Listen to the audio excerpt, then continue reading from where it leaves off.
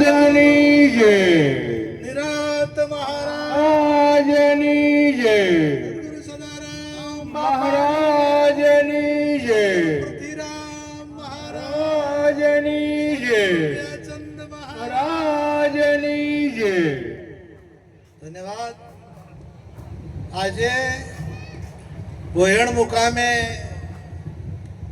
પરમ પૂજ્ય સંત શિરોમણી એવા મિયાચંદ મહારાજના અધ્યક્ષ સ્થાને પૂજ્ય પરથીરામજી બાપુની છત્રછાયામાં સુંદર જ્ઞાન યજ્ઞનું આયોજન થયું અને એમાં પધારેલા સર્વે સંત મહાપુરુષો નામ બધાના આવી ગયા છે એટલે ટાઈમ વેસ્ટ ન થાય એટલા માટે બધાના નામ લેતો નથી. તમામ શિરમોર સંતો આજે સદગુરુ મહારાજની કૃપા થઈ અને ઠાકરસિંહ મહારાજ જ્યારે અમે આવ્યા ત્યારે ભગત હતા પણ હવે મહારાજ થઈ ગયા.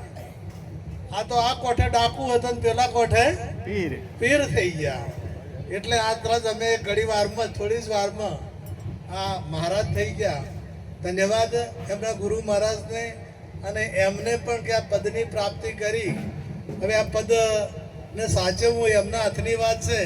ગુરુ મહારાજના તો આશીર્વાદ મળી જ ગયા છે, પરંતુ આ પદ સાચવવું કેવી રીતના રહેવું એ એમના ઉપર છે. અને એ અમને નક્કી વિશ્વાસ છે કે અમારે ભોયણ ભક્ત મંડળ તો ક્યારનો કહેતો હતો. અમારે બધું ભક્ત મંડળ ઘણા સમયથી કહેતું હતું કે તમે અમારે એક આચાર્ય કરો, એક આચાર્ય કરો. હવે કર્યા. હવે તમે તાર જેટલા બધા મૂડમાં છે હવે ભક્તો કરજો પાછા. ત્યારે જિજ્ઞાસુ કરજો એમ કર્યા હાટો કોઈ મેળાવે. નિહાળ જો થાય ને નિહાળ તો છોકરાએ જોવે ને સરકાર રદ કરી નાખે. જો કદાચ વિદ્યાર્થીઓ પૂરતા ના હોય ને તો રદ થઈ જાય સ્કૂલે. એટલે તમે વિદ્યાર્થીઓ તૈયાર કરજો. આચાર્ય તો તમને આલ્યા.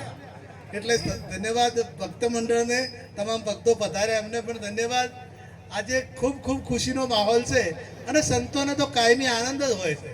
એમના માટે કદી દુઃખ હોતું નથી. કાયમ માટે દિવાળીને હોળી કદી આવે નહીં. એ સંત મહાપુરુષોના શરણે જવાથી જે સુખ કાયમનું છે, સુખ કયું ના જાય સત્સંગનું, આઠે અંગ શીતળતા થાય, સુખ કયું ના જાય સત્સંગનું. એ સુખની જો પ્રાપ્તિ કરવી હોય તો સંતોનું શરણ ગ્રહણ કરવું પડે. અને સંતના શરણ ગ્રહણ કર્યા સિવાય આ આધિ વ્યાધિન ઉપાધિ આ ત્રિવિધિના તાપમાંથી કોઈ બચી શક્યું નથી અને કોઈ બચી શકશે નહીં. એટલે કદાચ ગમે એટલા મોટા આપણે મેળાવડાઓ કરાવીએ પણ સદગુરુ મહારાજનું શરણ સ્વીકાર્યું ના હોય અને આત્મા પરમાત્માની જો કદાચ ખબર ના પડી હોય તો ગમે તેવા યજ્ઞ કરો કે ગમે એ કરો પણ આ બધું ફોગટ કીધું મહાપુરુષોએ કે સંત મહાપુરુષ ના શરણે જઈ હું કોણ છું, હું ક્યાંથી આવ્યો છું અને મારે ક્યાં જવાનું છે, હું કોણ છું. આ ગીતાની જ વાત છે પણ આપણે આજે પ્રાથમિક રીતે વાત રજૂ કરીએ છીએ. ગીતામાં જ આ સંવાદ છે કે પરમાત્મા કૃષ્ણ અને શ્રી અર્જુનજીનો સંવાદ છે. એ જ વાત હું કરી રહ્યો છું કે હું કોણ છું. આ શરીર નહોતું ત્યારે હું કઈ જગ્યાએ હતો, આ શરીર નહીં હોય ત્યારે હું કઈ જગ્યાએ હોઈશ અને અત્યારે હું કઈ જગ્યાએ છું. આ જ્યાર સુધી ના ખબર પડે. મીરાબાઈએ ગાયું આત્માને ઓળખ્યા વિના લક્ષ 84 નહીં મટે, બ્રહ્મણાન ભાગ્યા વિના ભવના પેરા નહીં મટે. ભજનમાં એક મારા મહારાજે પણ ગાયો છે, આટલો સંદેશો મારા ગુરુજીને કહેજો, સેવકના હૃદયમાં રહેજો, કાયા પડશે ને અંશો ક્યાં જઈ સમાશે, એની ભલામણી અમને કહેજો. આજ માગણી કરી છે સંતો પાસે. જે જ્ઞાની, જે જિજ્ઞાસુ, સાચા જિજ્ઞાસુ છે એમની આ માગણી કરી છે. કોઈ ધનની કે કોઈ દોલતની કે કોઈ લાડી વાડી કે ગાડીની માગણી કોઈને કરી નથી.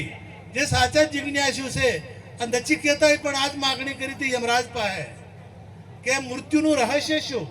યમરાજે કીધું કે આ બધું આ મારા સિવાય બીજું કોઈ જાણતું નથી. તું આખા વિશ્વનું રાજ આપી દઉં, આખા વિશ્વનું ઐશ્વર્ય આપી દઉં, તારે જે સ્વતા જોઈએ તે આપી દઉં, પણ આ હું તને નહીં કહું. તો વિચાર કરો કે જે આખા વિશ્વનું એક બાજુ રાજ્ય છે, આખા વિશ્વનું ઐશ્વર્ય છે અને એક બાજુ આ જ્ઞાન છે. તો આ જ્ઞાન કેટલું કિંમતી, યમરાજે આ વાત કરી છે. અને અરિષ્ટનેમીને જ્યારે ઇન્દ્રએ કીધું કે સ્રગની એમને સ્રગમાં બોલાયા હતા. ઇન્દ્રએ તપ કર્યા હતા, અરિષ્ટનેમી રાજા તપ કરતા હતા, અને તપ કરતા કરતા પછી ઇન્દ્રએ કીધું કે જો હવે અમને સ્વર્ગમાં લઈ આવો. તો દેવો ગાંધર્વો અને કિન્નરો એમને સ્વર્ગમાં લેવા ગયા વિમાન લઈને. એટલે પૂછ્યું અરિષ્ટનેમીજીએ કે અહીંયા ફાયદા શું અને નુકસાન શું? એટલે કે ફાયદા તો ઐશ્વર્ય છે, સમગ્ર ભૌતિક સમૃદ્ધિ છે, સારું ખાવાનું છે, સારું પીવાનું છે, સારું પહેરવાનું છે, નાચ ગાન તમે જો કોઈ ના જોયું હોય એવી સમૃદ્ધિ છે, એવું ભૌતિક સુખ છે. અને આમ તો ખરાબ પાહું કે એટલે કે ઈર્ષા અદેખાઈ વધારે.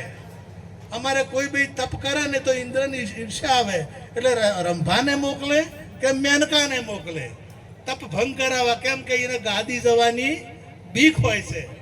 એટલે કે તારે એમાંથી નીકળવા હું આ તપ કરું છું, હું એમાંથી નીકળવા તો હું આ તપ કરું છું, અને જો એ આગળ આવતો હોય મારે સ્વર્ગ જોઈતું નથી. અને એ ટાઈમે ઇન્દ્રએ પછી કીધું છે, વશિષ્ઠ ઋષિને ભલામણ કરી કે જો હવે બાપુ તમે અરિષ્ટનેમીને આત્મજ્ઞાનનો ઉપદેશ કરજો. કેમ કે હવે આત્મજ્ઞાનના ઉપદેશને લાયક થયા છે.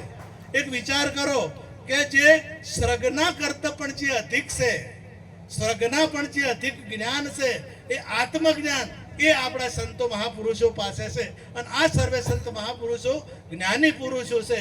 એટલે એમના શરણે જઈ અને આ જ્ઞાનની પ્રાપ્તિ કરી લેજો.